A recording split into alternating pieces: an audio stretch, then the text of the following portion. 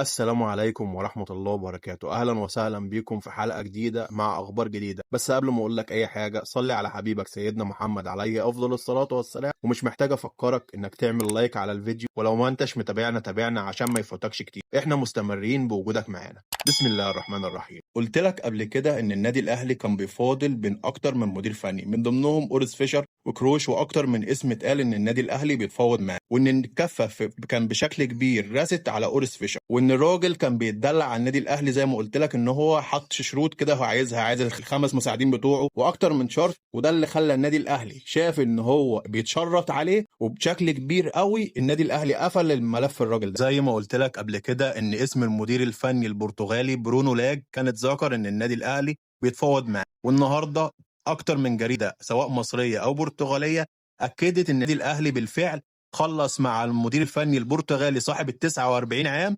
برونو لاج. لكن في اخبار اكيده او بيانات رسميه لحد دلوقتي مفيش.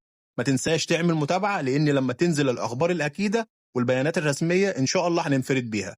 ملخص مباريات الكرة المصرية بالأمس: النادي الأهلي فاز على حرس الحدود بنتيجة 3-2 واحتل المركز الرابع بعد حصوله على النقطة ال 12. نادي الزمالك العظيم اتعادل تعادل إيجابي مع الجونة بنتيجة 1-1، وكأني كنت جاي من المستقبل لما قلت لكم الأهلي هيكسب والزمالك هيتعادل. نادي بيراميدز امبارح قدر يفوز ببطولة الثلاث قارات، ويفوز على أهلي جدة على أرضه وسط جمهوره وسط 60,000 مشجع. أنا الصراحة ما بحبش بيراميدز وعندي مليون سبب، لكن الصراحة يستحق يتشاد بيه. لكن اللي يضحك الكادر الزملكاوي اللي لما النادي الاهلي فاز بالبطوله وكان اول فريق مصري يفوز بالبطوله قال كلام، ودلوقتي بيشيد ببيراميدز وطالع بيه السما، وان بيراميدز هو اللي حقق الانجاز وانه فاز بملايين الدولارات. حاجه تثبت لك كده يعني ايه مشجع زملكاوي ويعني ايه كادر اعلامي زملكاوي. لكن للامانه مش كلهم، لان في بعض منهم ناس محترمين وبيتكلموا بالحق. احمد السيد زيزو لاعب النادي الاهلي انكر كل التهم اللي نادي الزمالك اتهموا بيها في جلسه الاستجواب امبارح. كمان المحامي بتاعه قال ان حجه نادي الزمالك